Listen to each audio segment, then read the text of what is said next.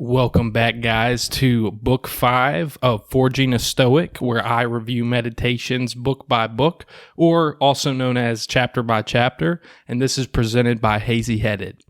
So in this chapter 5, there was a lot of talk about the spiritual, about your typical Marcus Aurelius, kind of a common theme of all of Stoicism. But I like to think of this as kind of a spiritual hygiene. And what I mean by that is, you've got your personal hygiene, you've got your mental hygiene, you've got all these things. If you stink, you need to take a shower. If your mind stinks, you need to give your brain a shower. And if your spirit is misguided, you need to give a spiritual shower. That's kind of like how I like to discuss that. I know that's a little odd to think about, but it will make sense here in a second.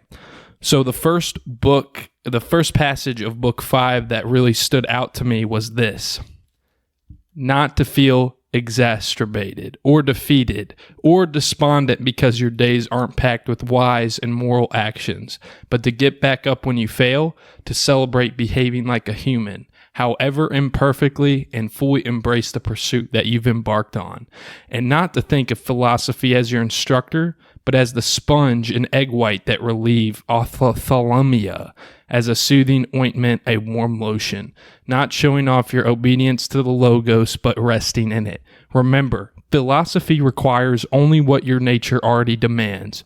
What you've been after is something else again, something unnatural, but what could be preferable. That's exactly how pleasure traps us, isn't it?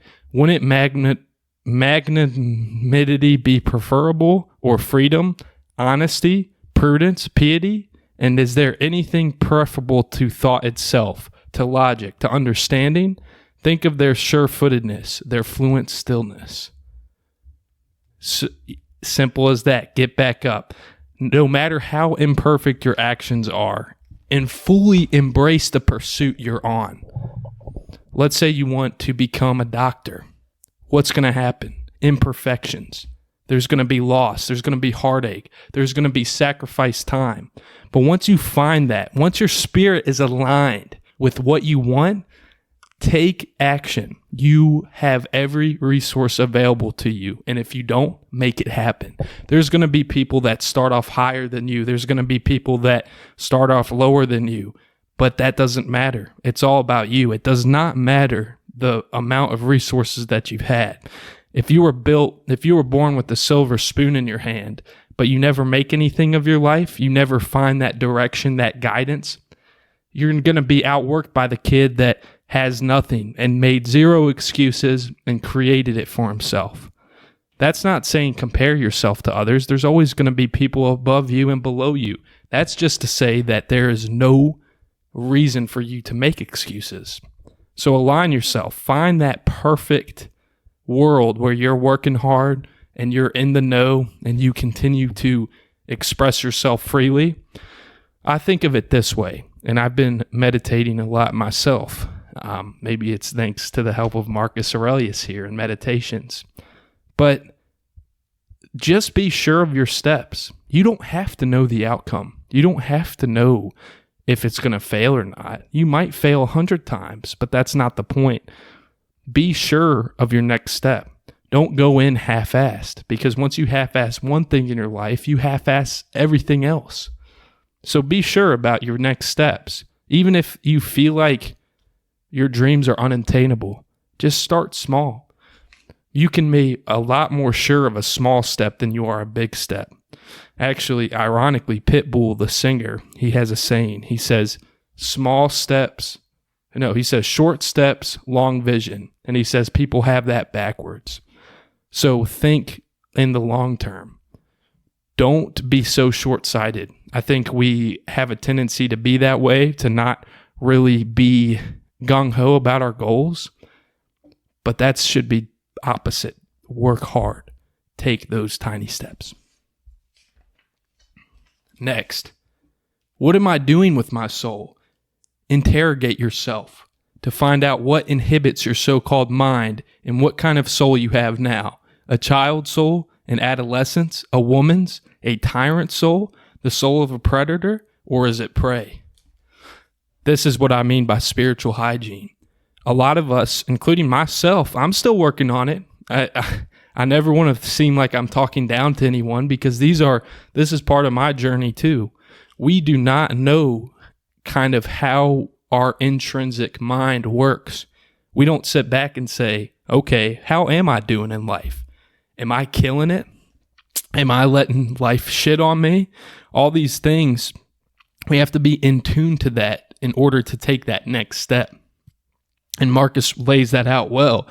A child's soul, innocent, in adolescence, innocent, but, not fully developed in our spiritual journey.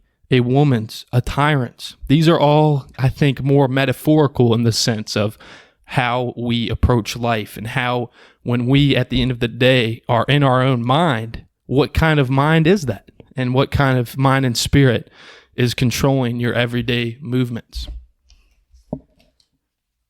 Next up, 16. This has been ding, ding, ding, ding, one of the best readings, I would say, next to the other one in book 4 or 3. But this hits deep. The things you think about determine the quality of your mind. Your soul takes on the color of your thoughts. Color it with a run of thoughts like these. Anywhere you can lead your life, you can lead a good one. Lives are led at core, then good ones can be. Things gravitate towards what they were intended for. What things gravitate towards their goal. A thing's goal is what benefit it. It's good. A rational being's good is unselfishness. What we were born for. That's nothing new. Remember? Lower things for the sake of higher ones, and higher ones for one another. Things that have consciousness are higher than those that don't, and those with the logos still higher.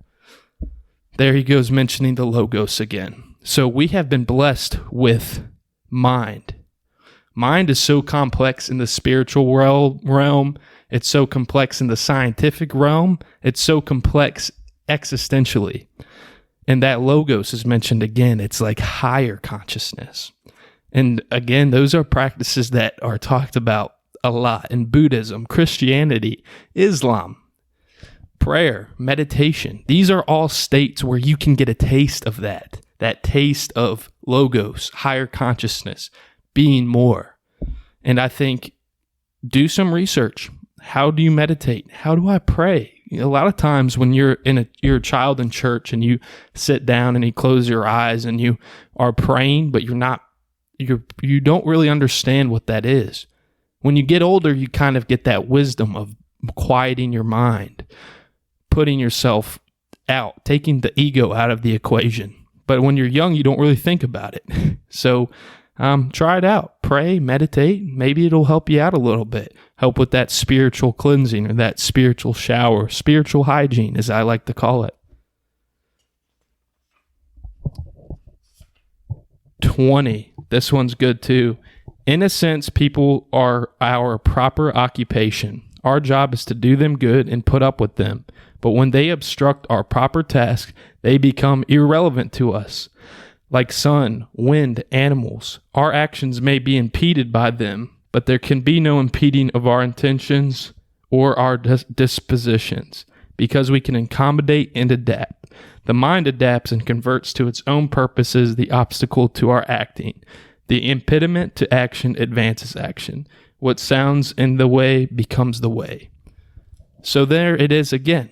People, I think there's a misconception with Stoicism that it's a total abandonment of people's perceptions of you, which it is, but the misconception comes into how we should treat people. Because if you're cold and you're relentless and you don't care about people and you don't take action in their well-being or try your best to treat people with respect, nothing as good is going to come out of that. So I think that is laid out perfectly there. People are the proper occupation. No matter what you do, you see it a lot in customer service. Shout out to all retail workers and everyone in my profession, customer service, sales, things that you're working with people a lot. You need to realize that you are doing such a good service. You are taking shit on the regular. Not that anyone should take shit, but people being patient, building that kind of iron skin, I think it's very strong. I think it makes you stronger. I think everybody in their life should try to work a job in customer service just to have more appreciation for them, servers, everything like that. There's a lot of respect to be had for people like that. But yeah, I think closing thoughts here in this chapter, like I said, try to practice and be a little more in tune with your spirituality. Work on that spiritual hygiene.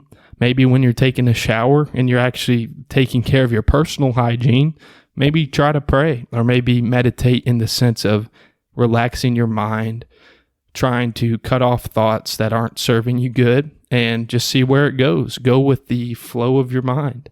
Thank you so much for listening for book 5 of Meditations, Forging a Stoic. Follow us on all platforms, Spotify, Apple, YouTube, and many more. Thank you.